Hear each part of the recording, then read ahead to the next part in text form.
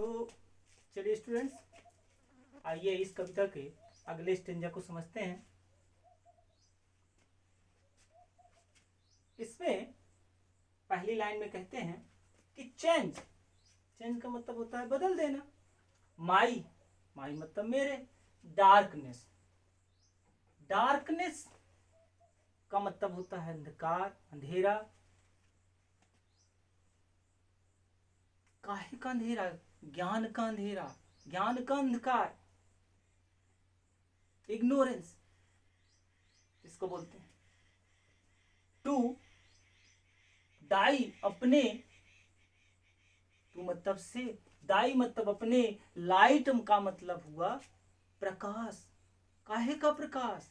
ज्ञान का प्रकाश, लॉर्ड ईश्वर। तो बदल दो मेरे अज्ञानता को, अंधकार को। मेरे जीवन में जो अंधकार है उस अंधकार को बदल दो किसमें? अपने ज्ञान के प्रकाश में। हे ईश्वर, मेरे अंदर जो अज्ञानता भरी हुई है उसे आप अपने ज्ञान के प्रकाश से प्रज्वलित कर दो, हटा दो।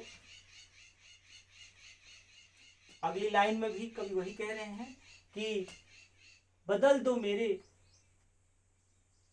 अंधकार को, हटा दो मेरे जीवन से अंधकार को और उसे अपने प्रकाश में बदल दो, अपने ज्ञान के प्रकाश में बदल दो।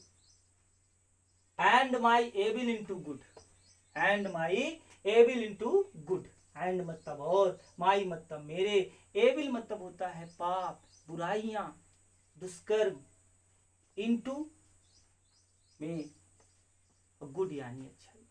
तो मेरे जीवन की जो बुराइयां हैं उसे अच्छाइयों में बदल दो।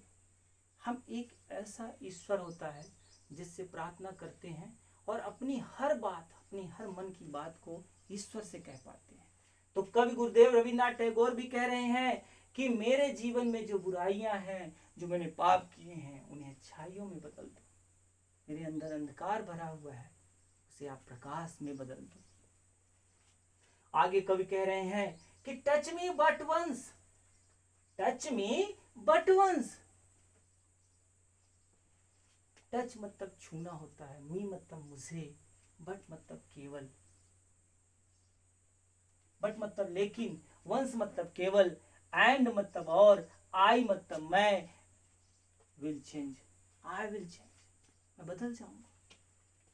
टच मी बट वंस, मुझे छू लीजिए लेकिन केवल एक बार, और आई विल चेंज, मैं बदल जाऊंगा। गुरुदेव रविन्द्रनाथ टैगोर कहते हैं कि हे प्रभु, मुझे केवल आप एक बार छू लीजिए और मैं बदल जाऊंगा। काहे में बदल जाऊंगा? तो कवि फिर से भाव में कहते हैं इस लाइन में कि ऑल माई क्ले, क्ले का मतलब होता है काया, यह शरीर। ऑल माई क्ले, मेरा सभी जो शरीर, जो नश्वर शरीर है, जो मेरी काया है, वो बदल जाए into thy gold. Thy gold, gold का मतलब सोना। तो कवि कहते हैं कि all my clay into thy gold, मेरे ये जो जीवन रूपी शरीर है, जो काया है, वो बदल जाए सोने में, अर्थात शुद्ध हो जाए। सोने से तात्पर्य यहां पर कवि का कहना यह है शुद्ध होना। जिस प्रकार से सुनार अपनी भट्टी में सोने को जितना तपाता है उतना वो शुद्ध होता है, उसी प्रकार से कवि कह रहे हैं कि हे ईश्वर, मुझे एक बार आप छू लीजिए और मैं बदल जाऊंगा। जो मेरी काया है, जो मेरा शरीर है, वो सोने में बदल जाएगा, अर्थात तप कर शुद्ध हो जाएगा। फिर से एक बार इसको देखते हैं कि चेंज माई डार्कनेस, डार्कनेस मतलब इग्नोरेंस। यह एक नाउन शब्द है।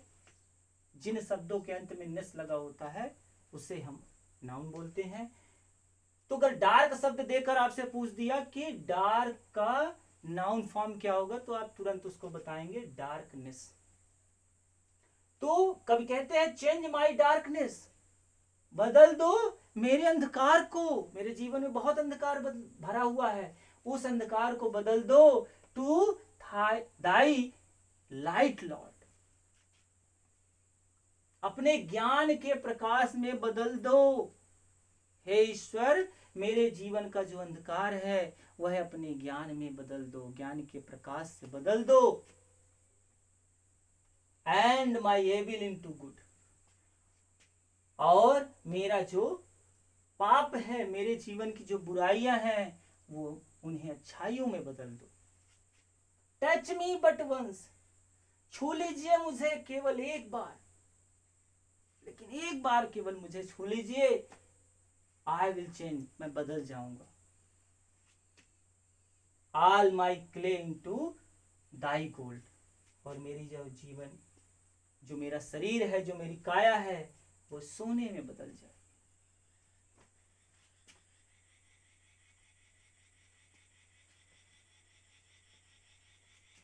तो इस तरह से, इस भाव से गुरुदेव रविन्द्रनाथ टैगोर ने दूसरा स्टेंजा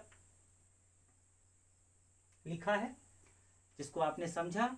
यहाँ कोई भी आपको दिक्कत जो भी आ रही है, जिस शब्द में आ रही है, आप उसे रोक रोक कर आराम से उसको कई बार सुनिए, बिल्कुल मत डरिए।